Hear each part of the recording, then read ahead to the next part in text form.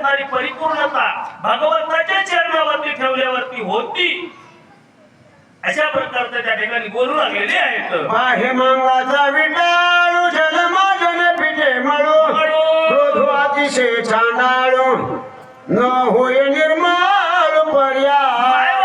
केवढाही महाराज असू द्या का त्या ठिकाणी किती मोठा महात्मा राहू द्या, पण ज्यानं असणारं रागाला आवरण नाही घातलेला वाया गेला. त्याचं तिळ बरंही असलं, त्याच्या पाया पडायचं नाही माय बापू, त्याचं मुख सुद्धा पाहायचं नाही. जो रागिष्ट माणूस आहे, कुईट भावनेचा माणूस आहे, त्याचं सकाळी उठून तोड जरी पाहिलं तर त्या ठिकाणी त्याचं निम बापूंच्या माथी बसल्याशिवाय राहत नाही. म्हणून सीतामाय म्हणू लागलेली आहे, रामप्रभूला असणार त्या ठिकाणी मनोमन नमन करून म्हणू लागले, मी रागाच्या भरामध्ये बोलले, त्याची क्षमा मला असावी अशी विनंती सीतामाय रामप्रभूला करू लागली.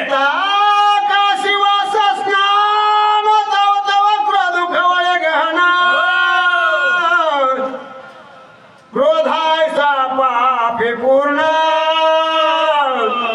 नाही आन संसारी. माय बापू असणार सांगितलं, काशीलाही गेलं है की नाही? हो हो,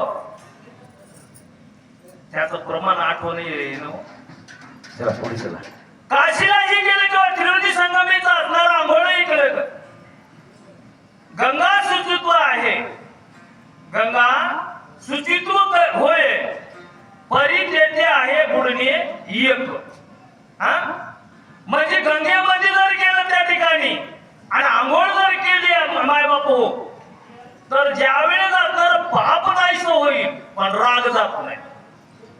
रागाला एकच असणार अस्त्र, एकच शस्त्र आहे, ते भगवंताचं नामचिंतन करून त्याच्यावर असणार, त्याच्या आपल्याला कब्जा मिळवायचे किंवा तो असणार नाहीसं करता येते.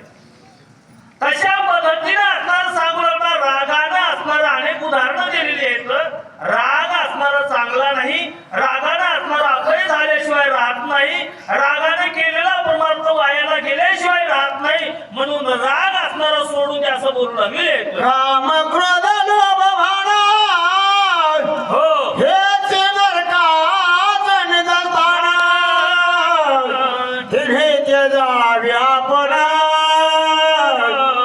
आज्ञा संपूर्ण रामाची. माय बाबू असणार त्या ठिकाणी काम क्रोध लोभ मद मचर दमन आहे अहंकार. याचा जर असणार काम एक सोडून द्या, राग एक सोडून द्या आणि लोभ एक, हे तीन जरी सोडले ना देवाची प्राप्ती सहजासहजी होते. पण आपल्याला चलताही बेंटेक्स जरी असणार कोणाच्या कानातलं नाकातलं पडलं तर माणूस उचलून गप्पन खिशात घालते कोणीतरी पाहिजे म्हणून, किंवा सुतळीचा तोडाही जरी पडलेला असेल अर्धा फुटका तरी माणूस लोभानं असणार उचलून घेतो. माय बापू, हा लोभ असणारा चांगला नाही. आणि हे राग लोभ असणारा काम काय करतोय तर हे असणारा ज्याच्या अंगी आहे तो असणारा यमाचा पाहुणा आहे. तो नरक यातना त्याला निश्चित भोगावं लागती. आणि याच्यातून जर सुटका करायची असेल काम लोभ आणि रागातून, तर मायबापू देवाचं नामस्मरण केल्याशिवाय असणारे कर्तव्य नाही, त्याच्यातूनच सुटका होते असं बोलू लागले. श्रीराम आज्ञा प्रतिपाळिता हो क्रोधवातो दे दीक्षिता, तेने वाचला श्रीलंकानाथा अपघाता चुकला. माय बापू ज्या ज्या वेळेस असणार त्या ठिकाणी राग उफाळून आलेला आहे सीतेला, कारण रावण राग येण्यासारखं बोलला होता आणि त्या रागाचे असणारा भगवंताचा आठवा असणारा भगवंताचे पायाचं स्मरण केल्याबरोबर असणारा सीतामाईचा राग निवळून गेला, मावळून गेलेला आहे.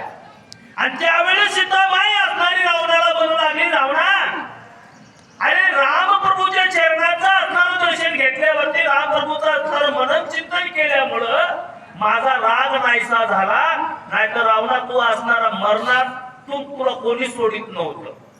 फक्त भगवंताचे चरण मला आठवले, भगवंताचं नाव आठवलं म्हणून असणारा तू वाचलास, नाहीतर वाचणार नव्हतास असं सीताबाई रावणाला म्हणू लागली. आता मी वाचा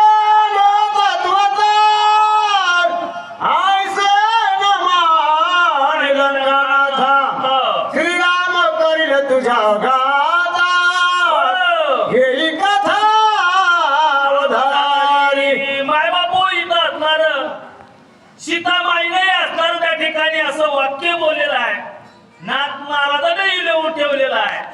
रावणा, तू जरी आता वाचलास हे निश्चित आहे, आणि आता वाचला म्हणजे असणार त्या ठिकाणी तू कायमचा वाचला असं समजूच नको.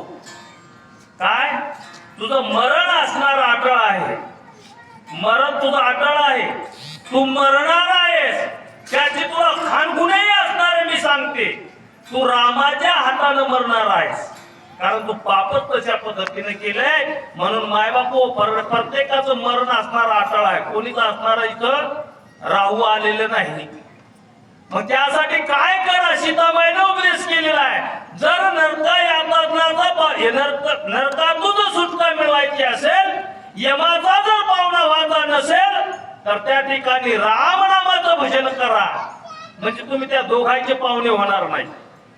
आणि नाही जर केलं तर त्या ठिकाणी आता तुम्ही नरक यातनाही भोगावं लागल, यमाचा पावनाही असणार तुम्ही होणार आहे. सीतामाय मरणाविषयी असणार जागृत रावणाला करू लागलेली आहे. श्रीराम धनुष्याचा ध्वनी पडताची लंका भुवनी, राक्षस पडती मूर्छार पडे, त्रिकुटे खचून पडती जागे. माय बापू असणार त्या ठिकाणी सीता माता असणारी रावणाला म्हणू लागली, अरे रावणा, राम प्रभूचा बाण सोडल्यावर तर किती मरतील, काय वाता होता येईल याची कल्पना सुद्धा करणं असणारी शक्य नाही.